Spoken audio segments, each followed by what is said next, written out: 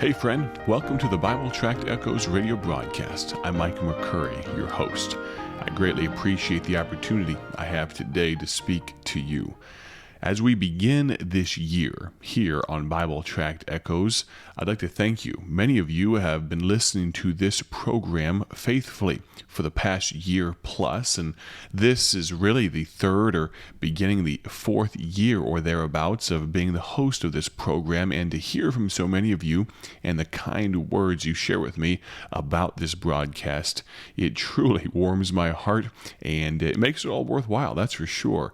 I greatly appreciate the fact that you would invest part of your time, and I'm looking forward to what God has for us this year on the program. Today, I'm going to give a short recap of what I experienced while overseas. I had the chance to be in Southeast Asia for about 2 weeks, not that long ago, and I've talked about it just a little bit on the broadcast so far, but I've got many more stories and anecdotes to share. And this week, I'd like to point out as we begin that God's work works everywhere. God's work works everywhere. Now, I'm blessed with the fact that I have a good home church here in the north central Illinois area.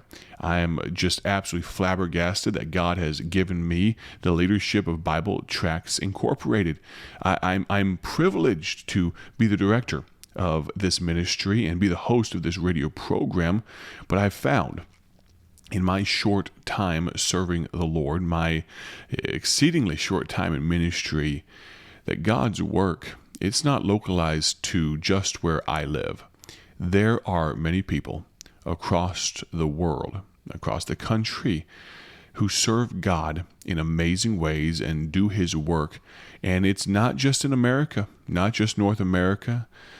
Friend, across all of the continents that God created, God's people are working. I'm so thankful for the fact that I got to spend some time with some friends in Southeast Asia, and I'm looking forward to telling you more about it today and this week.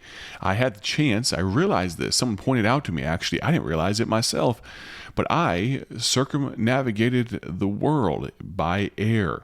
You see, I was supposed to go on my trip to Southeast Asia. I was supposed to go through Seoul, South Korea. If I recall correctly, I was going to fly to South Korea and then fly directly from there to Yangon, to what used to be the capital city of what is now called Myanmar, a country that used to be called Burma. I was going to be flying over there because we are printing millions of gospel tracts for the Buddhist people there, for the people that need the Lord in that needy nation. But my flight was canceled. You see, I got on that original flight to Incheon, to Seoul, South Korea, got on the plane, put my bags in the overhead compartment. I had checked my bag. I got there plenty early, got on the first flight and flew to Minneapolis. Had a couple of hour layover and got on the next flight, the one actually going to Seoul. We were all ready to go. They were cross-checking and securing and arming the doors and all of that type of stuff. We even got the safety briefing about buckling in and about the masks that you have to put on if the air pressure drops, all that stuff. Well, then the pilots realized we had a mechanical issue. Well, there's a lot of places I don't want to have a mechanical issue, but in the air is most certainly one of them, because in a car, well, at least you can coast on down the road if your engine stops. A mechanical issue on a plane, well, you might fall out of the air. So I'm glad they checked and found this mechanical issue before we got too far away from Minneapolis-St. Paul Airport. But what it meant was we had to deplane. We had to get off the plane. Ended up, I got rebooked going the other way around the world. Flew from Minneapolis-St. Paul to Charles de Gaulle Airport in Paris, France. Flew from there to Bangkok, Thailand, with extensive layovers in each of those spots. And then from Bangkok, Thailand, I flew to Yangon. Then coming back, I'm jumping over 2 weeks worth of amazingness that God allowed us to participate in. But on the way back, I flew through Bangkok to Seoul, South Korea, and then came home coming the other way around the world. And so took a little bit less than 80 days, but I had the opportunity to go all the way around this amazing globe.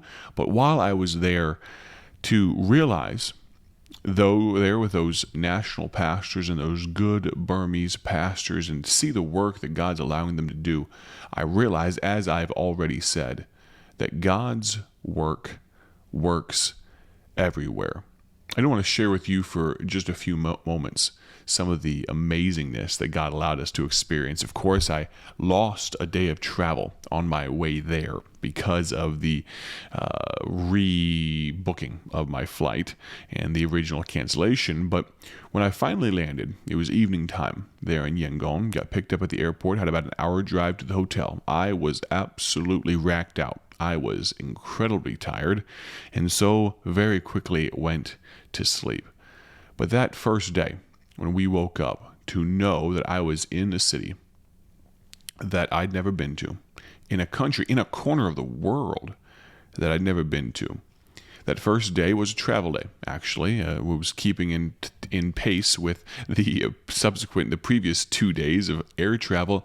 That day, we got on a van. It was about a 15-passenger van, a little different than what we're used to here in America, but got on there because we had to drive about 7 hours to a state in Myanmar called Mon State, M-O-N, Mon State, and we were going to visit a church there in Mon State, and had the opportunity to get on that van. Now you got to realize that they're in Southeast Asia, and not just there, but other parts of the world, but there's something that we affectionately call Myanmar time.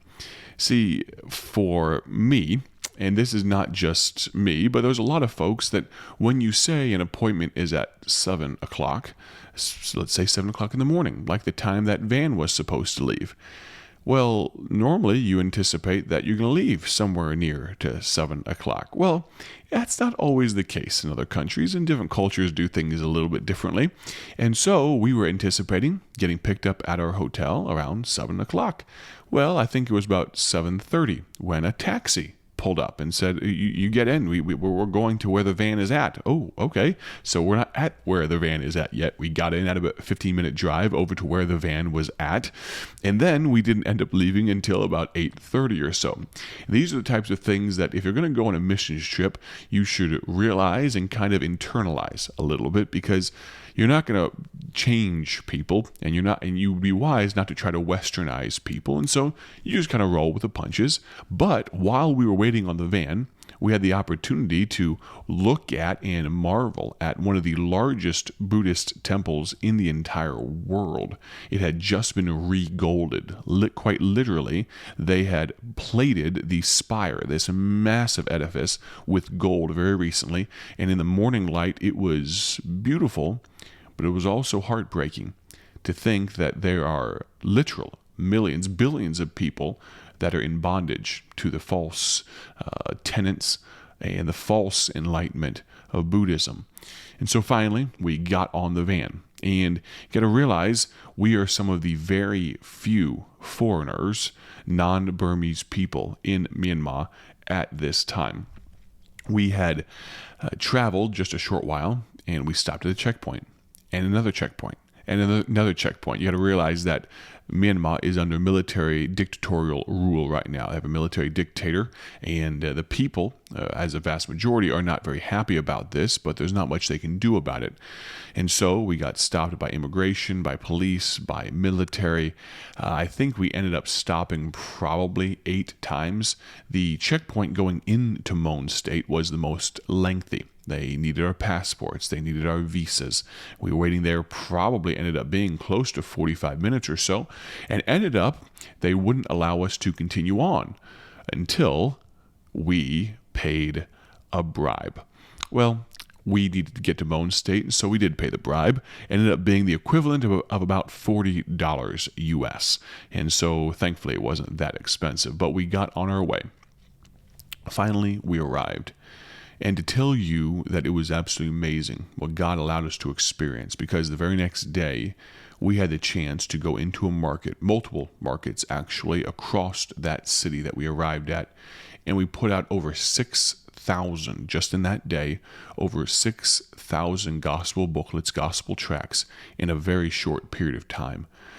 And to turn around and see people reading so intently, and to see people just absolutely enamored with what you've given them, and to see them even in that market, business people, the meat market, the housing and housewares market, I should say, no matter where we went, and even a little bit of door to door, hand them that gospel tract, and then you walk just a little further and you look back and you see 3, 4, 5 just in your eye line, 3, 4, 5, 6 people all reading and turning those pages and reading something that in their entire lives, the vast majority of those people had never experienced, never read ever before.